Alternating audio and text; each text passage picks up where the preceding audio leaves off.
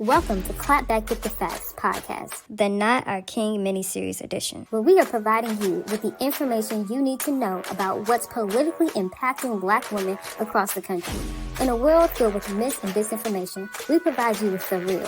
If you're a Black woman, representing Black women, or in the community with Black women, we are here to clap back and give you the facts. Thank you for joining episode 8, Trump is Lying, 100 Days of Lies, the Play King miniseries. We will be sharing the facts and dropping gems, so let's get ready to clap back with the facts. Hello.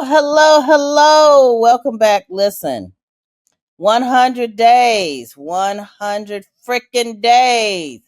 We have been living under the Trump regime. As you know, here at Clapback, although we know we trying to live in a democracy, ain't nobody told Trump that. And so we continue on our Play King series. And what do you know? We done hit upon his first 100 days. Well, why do we call him the Play King? Well, it's real simple. You know how you got that one cousin that's kind of like your Play cousin? Well, Trump thinks that America is an oligarchy. So we have named him the Play King. And boy, one thing we know for truth, Trump is lying. Frankly, if his lips are moving, he's probably lying. And so today, in honor of the Play King, we thought we would do an entire show dedicated to 100 days of lying. So, I can't do this all alone. I mean, you would get bored and I would probably fall asleep. So I am grateful to have a partner in crime. And while Chantel is not with us today, Simone is here, which means it's probably going to get a little reckless because we don't have no adults in the room to keep me sane and to keep Simone from going off. So we'll see what happens. Come on, Simone. Hey, y'all. Get ready. Buckle up. Get ready. Buckle up. Right? Yes. I forgot to say, I'm Holly, in case you didn't know. Holly, I'm the president of Sisters Lead Sisters Vote, and I'm here with my sister Simone Henderson. Hey, Simone. Hey, girl. Hey. Okay, so we out here in these streets, child. We out here in these streets. And I was almost just overwhelmed with the lies. And I'll be honest, let's start with this first. I know we're not supposed to start here, but I have to tell you, as I was reading through our research material today, it was so many lies that I had forgot some. Look, like you said, if his lips are moving, he is lying. And that's all they doing. And I forgot he lied about that. I mean, I just assume it's just crazy. You wake up and you like, oh, okay, I'm gonna keep going on about my day. It's the wind blow, he going. We already know this is the truth, right? So I think, I don't think this is a real secret, but the reality is the lies did not start when he was elected president. Mm-mm. He's pretty much just been a liar from the beginning. And for the purposes of this podcast, we won't take you back to 2016 beginning. We'll just start with his campaign leading into 2024. And in particular, I mean, of course, I think we just heard lies from him every day. But he was particularly good at lying on the debate stage. What are some of the things that you think about when you think about the things that he was lying about during his campaign? My mind immediately goes to what most people tout as his strongest campaign or policy position, which is immigration. And I think the way in which he showed up and demonstrated and just absolutely lied, because like you said, we ain't got to go back to 2016, but we know he loves to demonize a group of folks. And we know he loves to lie on somebody's name. Yes. Now, yes. What we're here to do is like, we are here, America's built on immigrants, la-di-da-di-da. But the way in which he articulated what was happening at the southern border, the way in which President Biden was, the policies in place, how he was choosing to navigate them, he was going around, and his campaign messaging, I think something that we speak about in passing now, but that kind of gets forgotten about, is the fact that there was an immigration bill on the docket that he told them not to vote for. That would have done additional things that would have advanced what President Biden was already doing. But because it was bad for him politically, he told them, don't do it. So I think that Yeah. you can't sit here and say President Biden didn't want to solve the border crisis issue, the southern crisis issue, and at the same time that you're advocating and making phone calls and late night sneaky link calls trying to get folks to not pass the bill because it doesn't look good for you on the campaign. So both can't exist at the same time. He can't not be doing anything, but same time you're trying to stop the progress. So I Yeah. think that's something when he talks about where his poll numbers are, that's one of the main things that sticks out. Yeah, absolutely. I mean, and I think, I think the reason I wanted to kind of start here with the campaign is because the reality is here that he was lying so much about his last administration that I think it made people forget how horrible he was because he just rewrote history. He has no problem like retelling the story. In particular, in his comparison between his administration and the Biden Harris administration, he talked about things like his efforts to warn about the invasion of Iraq. Didn't happen. He looks back on the 2016 Democratic opponent and he talks about locking her up, which he didn't do. He talks Meanwhile, about, most of his cabinet members lost their job and got sentences for what they did. right. And then, and even with Obamacare, he talked about in his first term, he talked about how awful Obamacare was and how he made so many attempts to repeal it, but he never really did. And the reality is, we got to remind people that, why? Because Obamacare is essentially Medicaid expansion. And one thing that we were successful in the first Trump administration was really people were like, no, no changes to Medicaid, certainly no rollbacks to Medicaid. And it was such a political hot button that he basically did not do anything to Medicaid his entire presidency. But to hear him tell it, he destroyed Obamacare. And then one of my favorites is he tells the story, and he said it a few times in relationship to his great relationship that he has with foreign leaders. And he tells this one story where he talks about how Putin that he has such a great relationship with Putin and Putin respects him, but has no respect for Kamala Harris, so much so that when they met, Putin, laughed in Vice President Harris's face. The funny thing about that was I just happened to be reading an article a few weeks after he was telling this story. Guess what? Vice President has never met Putin. So just like blatant lies for no reason. Blatant. One thing, you know, um, as we record our episodes and, Mm-hmm.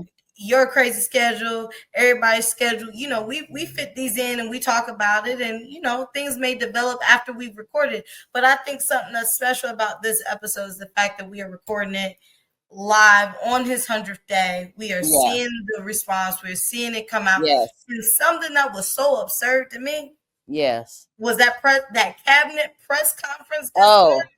Oh. Oh.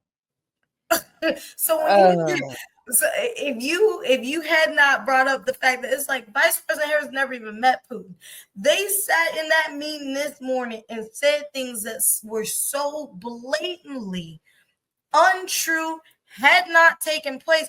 It was like a mad lib of hyperbole, and they just filled in their department, and you say huge, great, never been better, and you just fill in the sentence and go. And as long as you praised him along the way, then we were going to rewrite history and say that it's fact. And it's like none of that is simply true. yeah, absolutely none of it. And listen, he's even lying about the lying now. On the campaign trail, he talked about how he was urging journalists to fact check everything that's being said, while at the same time now, arguing that the debates not have fact checking in real time. So we knew, I mean, we really did have a sense that, well, we already knew the man was a liar. I don't think there's any change in that. He's a liar. He's a liar. He's a liar. Been one. Hey, y'all, he's a liar. But I think I can't even lie. I cannot help but be struck by the sheer number of lines. I mean, it is kind of true that if he's talking, he's lying. I mean, that's a catchy line, I think, in general, but the fact that it's also true, it just blows my mind. So let's get the people what they want. And we know they want to get into, well, give us some examples of these lies. So you brought up immigration. So I'd Mhm. like to start with immigration because there's so many lies that he's told about immigration. Um, where do you want to start with the lies on immigration? I think I want to start with how he interprets his presidency, his previous. And I know that's, well, Yeah.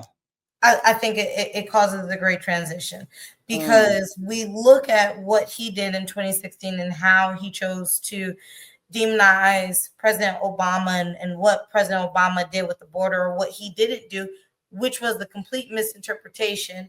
Which, if we're speaking freely, there's many within the Democratic Party or the Democratic sphere that wasn't a fan of necessarily some of the immigration policies. So for him to say that he comes in and that things didn't exist and that we've just left open borders, it is a complete opposite. And yeah. then it was also the opposite that they create. They we have not had a thorough immigration policy and an operation in this country ever. It has always been reactionary. Mm, From Ellis Island to today, it has been reactionary based on world events, people seeking asylum, and chaos and wars and crises around the world. We've never just set up a structure, free stand for people to yeah. operate within. That is, it just has never existed. So then for you to manipulate those crises along the way, and Right. especially for policies in which he set up during his first administration Yeah. that were actualized under the Biden administration, because I think we spoke about this on previous administration. You have presidents who write things that have start and end dates outside of their administration term. Yeah. So Well, one of those things, here's the favorite. I call, fan favorite. The lies about the wall, child. look, Lies about the wall. He talks about, and I think everybody knows, mhm. Trump's commitment to build a wall, to build a wall, to build a wall. And the fact is, and he even claimed to have built 571 miles of wall uh, in his first presidency, and he's going to complete the wall. Well, wall is not completed. And in fact, he only was able to build 458 miles Mhm. during his 4 years. But here's the gag on that: most of that was not new construction, Not new construction. And but the favorite part rather simply updating and replacing a wall that was already there. Now, Maintenance.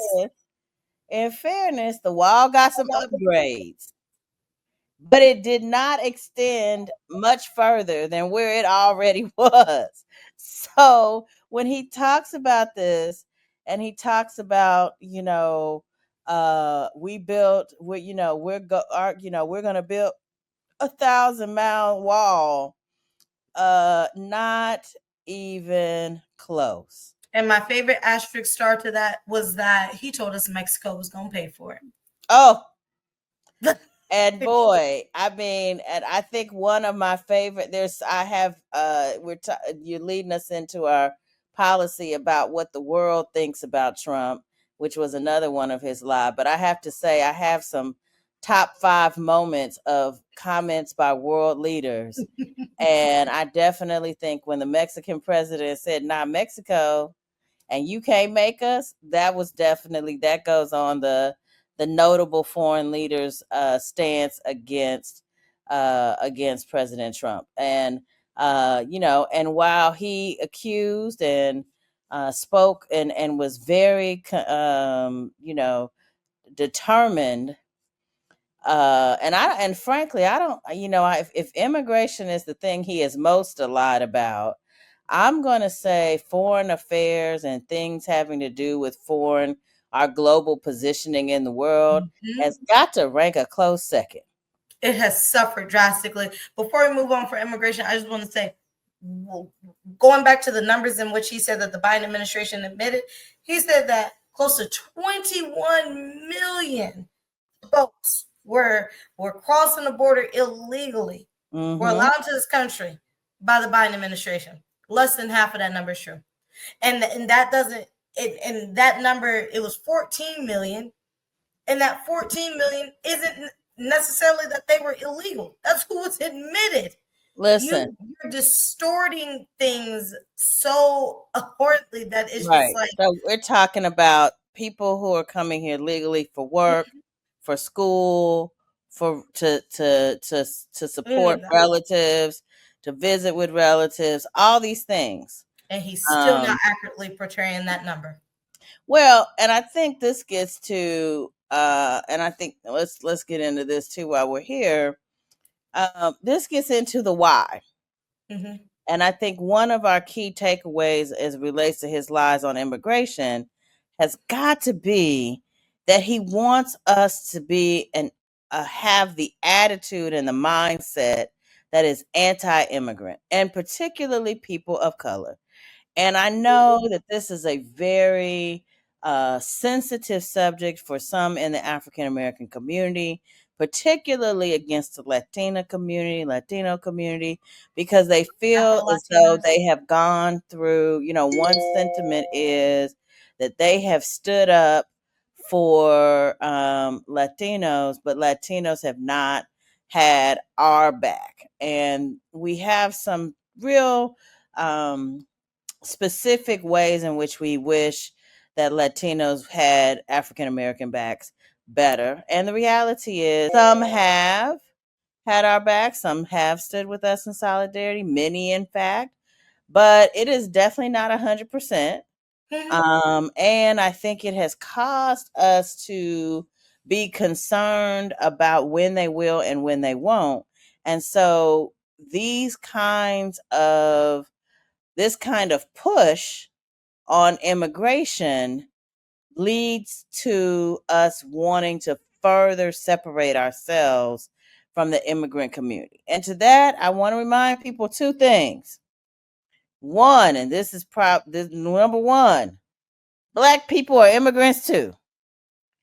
In fact, African and Caribbean immigrants is the second fastest growing group of immigrants in this country.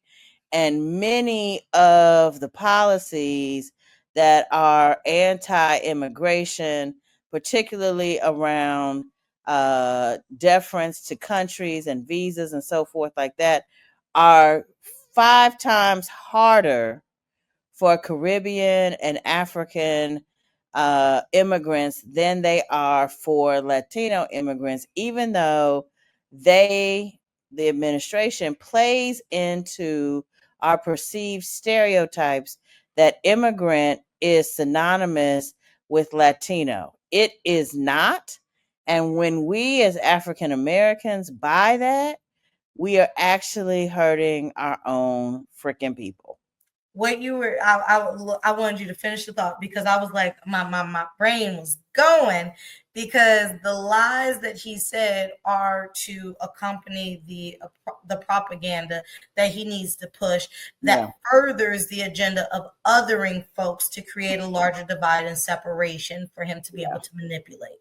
that's And right. I think you have eloquently laid that out, and that's, because that's what it is that That's what it is. when you get on TV and you want us to identify certain negative, derogatory, or trying to make certain terms Yeah, negative or derogatory to associate with a certain group of people, that yeah, way you separate yourself from them. It helps with his goal to alienate and to other them. And once you that's do right. that, then it's easy to manipulate public perception on how they interact and show up in society. And what I think, Come on, Simone.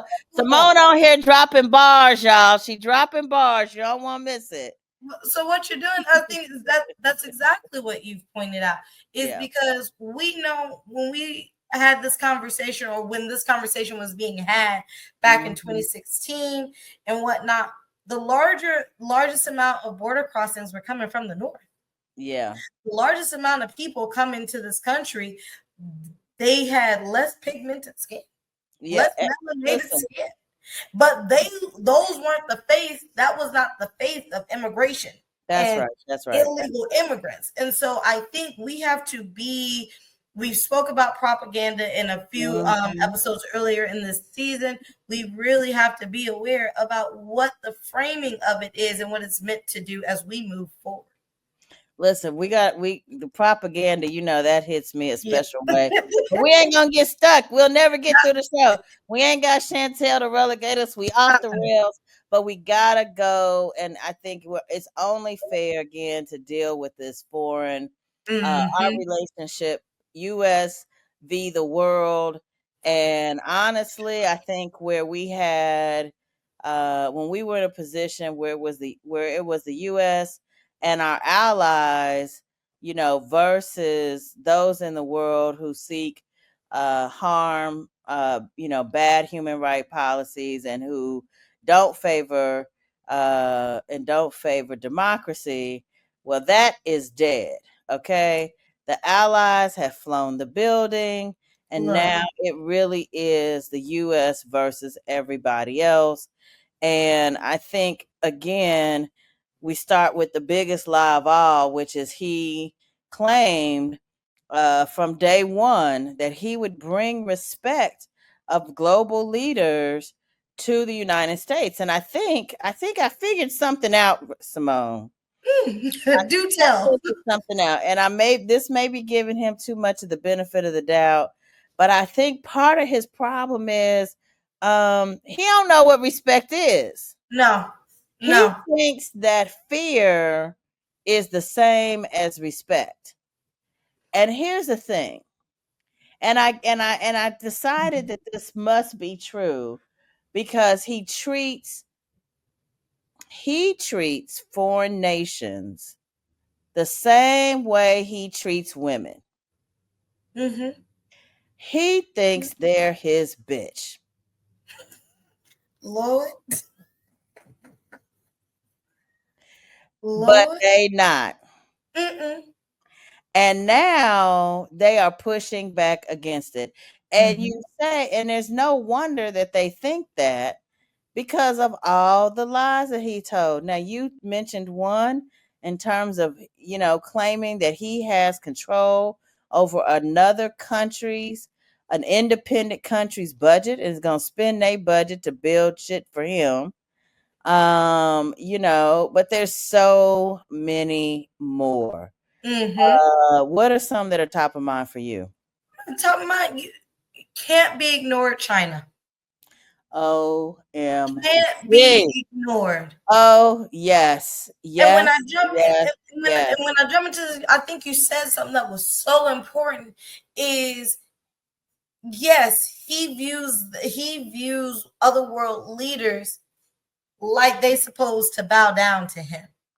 Yes. Yeah. Yeah. Yeah. But you also see that because you have weak politicians that are bowing down to him in his Yeah. cabinet, that furthers that ego that is allowing this to go on because of other things. So I'm like, that's one aspect. When they grow a backbone, you let me know. What China is doing, Lord, is they said we can go bar for bar, we can go M for M, we can take it dollar Yeah. for dollar. What do you want it to be? They said, what do you want it to be? Because we will continue. We have the economy to continue to play this game with you. You will not bully us. And we're not sitting there. I'm like, hold up, wait a minute. I got things to order. I got things I want to receive. And I think that the way in which, Trump says he's such a good businessman and he's being outmaneuvered.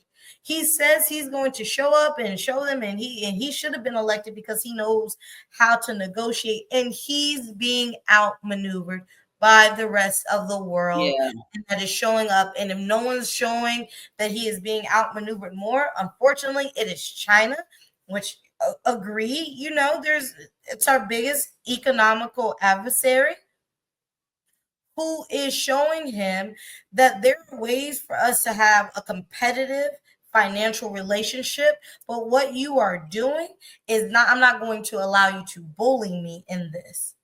Weak Yeah. competition helps market growth. We know that. That's America's economy. But the way in which he's gone about it is this war on tariffs is, they said, okay, you want to tariff a certain amount. And I think that that's something that really has to be noted. It's Yeah. the $800 mark in which goods coming into the U.S. over $800 would be tariffed, when majority of the goods that are exported from China to the U.S. are under $800. So what China said as a response was, we're no longer allow our local postal service to export goods that are under $800. It is constantly being outmaneuvered time and time again. You're 100% right. And I think that this gets into the biggest lie, one of the biggest lies he's told about China, and that has got to be around the trade deficit. Mm-hmm. So Mm-hmm. he says this all the time, and every time I hear it, I think people really think this is true. So, first, he claims that the trade deficit with China is over $1 trillion. That's trillion with a T, y'all. Now, there is a trade deficit with China, and it is large, but it's actually not $1 trillion, but nearly $800 billion less than that. 263 billion to be exact, if you trust federal statistics. And the reality is, he blames this $1 trillion deficit on Biden. But guess what? The 263 actual billion-dollar deficit was lower than every single year than that Trump was ever president. So Biden's trade deficit number is much lower than it was during Trump's first presidency, and is even lower today than that it is under his first 100 days presidency. And so this is really important, because this is one of those things where he's not just lying, he's actually also cheating. Mm-hmm. And I say that because lying feels like it's just about words, but in this case, it has real economic consequences. And I love China. I hate to be like, China did that, but I got to give China some credit with these tariffs, because he's like, I'm going to tariff 145. He said, well, we got 125. We said, what you want? Yeah, what you want? Because here's What you the other want? reality. We made a decision, and this predates Trump, but it does speak to the fact that all trade deficits are not bad. Mm-hmm. This may Mhm. not, I'm not suggesting that we go into relationships with foreign countries only to come out with a trade deficit. And and there are countries that we need to figure out how to shrink the deficit. Mhm. But when we decided that it was not important enough, when we decided that information was more important than products and goods, that was the beginning of the end for us. They made a concerted effort to say, this country is going to be good at data. This country is going to be good in the information age. And if we want to make sure that America remains strong, we need to give up our overdependence at this time on products and goods and move into to the sale of information. And so today it is about products and goods. It is about um, energy, resources, and minerals. And then it's about information, and it's information with a bullet. And this accounts for the boom town in Silicon Valley. It accounts for the explosion in devices and cloud things and all the things that are information driven or information adjacent. We said this is what we think we can stake the market on. So in the information age, it doesn't make sense for us to assume that we would have the ability or even the capability, and I mean this in terms of capacity, not in terms of ingenuity, to take on a larger part of not exporting our stuff out. And so I think people got to recognize that. Like, we decided a long time ago that we were not going to be about products and services, that we were going to be about information. And when and under the ways that the government calculates what is the trade deficit, that exchange or sale of information is not included in that number. Agree. And so, that brings me to think about, we've recapped what were the lies on the campaign trail. We know what some of his biggest lies are during this administration, how it's altered America's perception on the world stage. What does this mean for us moving forward in our next 100 days, in dear Jesus, the next 4 years, God willing? What does that mean for us? Well, I got to do one more thing though before we get to what Okay. it means, because if we don't do this, I think the people will shoot us dead. And Lord. that is, I think, the other big area that he has lied on is around inflation and cost. Yes. Because I'm sorry, but how many times did he tell us our eggs was going to be cheaper? And how many Eggs, bacon, times did cars, everything. listen, how many times did he say our gas was going to be cheaper? And how many times did he tell us that we was going to be able to get groceries cheaper I mean, just all the things. And if that wasn't a lie, the truth ain't in me, No. because it was an absolute lie. And the reality is that he claimed even as late as this month that grocery prices were down. And then, as he said, way down. And the reality is that grocery prices have continued to go up. Mm-hmm. And in fact, they're going up about 0.49% month over month. So that means they're getting a 1% inflation gain every 2 months. These prices are getting ridiculous. Ain't So, no getting. They are. yeah, you said they already are. They are. For someone, and I think that when people, and I think that's such a good example, is because I know I've hit on it before. The hyperbole in which he speaks, and what this administration, the way in which this administration is so dangerous from the first term, is how they are trying to belittle and diminish the Yeah, impact of his words. They are trying to say you should not take him at his word.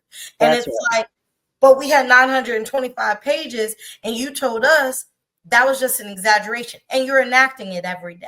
He Every says day. something, and then the next day he's trying to move to make it up. So you can't look at things and say, if he tells you I'm gonna F something up, please believe him. And he has a track record of showing if he says he can diminish something, lower something, or if it's supposed to have a positive gain, I almost promise you it's not what it seems to be. It will have a retroactive result. Okay now, okay So I'm now, like, okay now. that is something we just cannot, the hyperbole of like, do Yeah, you know how insane it is for something to increase at 1% every 2 months when it's already at an astronomical rate, and you ran your campaign on saying you would take it in the complete other direction? it's a mess. That's all it is. Well, look, we done got Simone on the soapbox. He's like, the man is lying, and we just can look, we could do this all night, but we ain't gonna do Right. that to y'all. I do want to just note that in addition to the foreign stuff, Mhm. China, foreign affairs, China, inflation. We could also wax poetically about the lies that he's told about foreign, around gender, health, education, media, the elections. I mean, this just goes on. The attack on the Capitol, January 26th, and probably to me, honestly, one of the most hurtful lies has been his lies about the federal government itself. Mhm. And, I fear as we think about what's next, well, I think the one thing that we can safely say that's next is more damn lies. This man is not going to stop lying. He's a liar's pants on fire, and his shit is burning. Not. Oh, he need to go. He need to go somewhere. He need to go get a shot. Listen, he just needs to go. I really don't care where. But as long as we have him, we know that he's going to continue to lie. And Yes. so I think that as we think about what we leave the people with, I think it has to start with, we must inoculate our people with the truth. I Mhm. encourage everyone listening to question everything. The problem has become is that he lies so much that we're now developing an immunity to understanding that literally the president, the president used to be affectionately known as the leader of the free world. That does not exist anymore. Mhm. He is leading just us, and unfortunately, the more he repeats the same lies over and over and over again, the more we start to accept them as truth. So I Mhm. want to encourage everyone who's listening to this podcast, if you're watching it later, if you just happen upon it, if you walk away with nothing else, I want you to be your own fact checker on anything that this president or his administration says, so that you operate with the truth, because you'll start to hear it, people will start to repeat it, and then other folks will repeat it. They'll forget that it came from him, and next thing you know, it's coming back at you, and then you think it's true. So if there's nothing else, we just got to know that this man is a liar. Yes. Yes. I think if I have anything to tack on at the end of there before we close out tonight, is I think something that we all say in our personal lives is, it may not be what you said, but it's how you say it. And I think that that's something that they are really aiming in and leaning into, is that they are trying to weaponize the fact that they say it in such a way that sounds exaggerated or that sounds jokingly, that you don't take it to be serious, that you don't say, I need to go fact check this, or that we hear it and we say that that's not possible. I think that is the very real tone. That's the rhetoric, that's the frame, agenda, whatever word we want to use. that conveys it for you is that is the goal in itself, is to say it in a way in which you don't take it serious until it's being actualized. And then we turn around and we say, how did we get here? And we miss the pointers of where we could have stood up and said something. And I mean, we're heading into 2026. There's no greater time for us to be ready to stand up and say something. Absolutely. Absolutely. Absolutely. Oh, well, look who's come to join us. He just got home. He's super excited.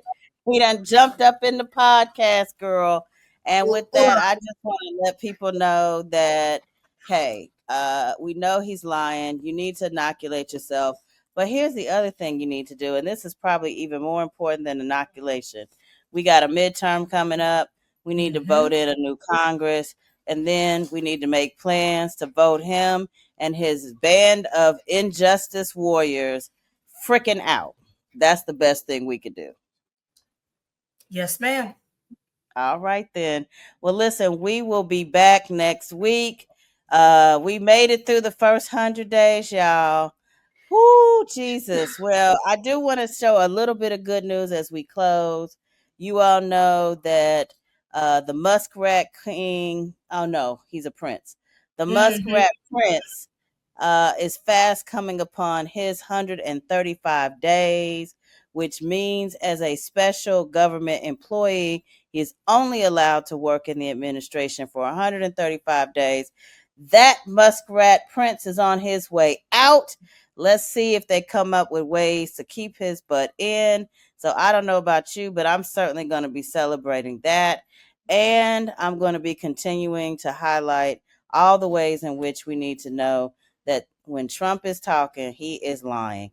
This has been the first 100 days of lies of Trump. I'm sure you can come up with many, many, many more. If you do, drop them in the comments, some of your favorite lies, some of the things you know aren't true. And we'll all just have a whole roast to the liars. Join us again next Thursday on Clap Back, Get the Facts. Chantel will be back next week, y'all. Thank you for joining us here on Clap Back Get the Facts podcast. We hope that you're leaving feeling more informed and ready to provide others with the facts. We would love to hear your biggest takeaways from this episode, so post the show on your Instagram story and tag us at Sisters Lead. Also, if you haven't already, don't forget to subscribe so you'll never miss an episode. And while you're at it, please leave a review so others can get some sense of the facts that we're providing. Finally, if you would like to learn more about local resources and other projects we're working on, go to sistersleadsistersvote.org.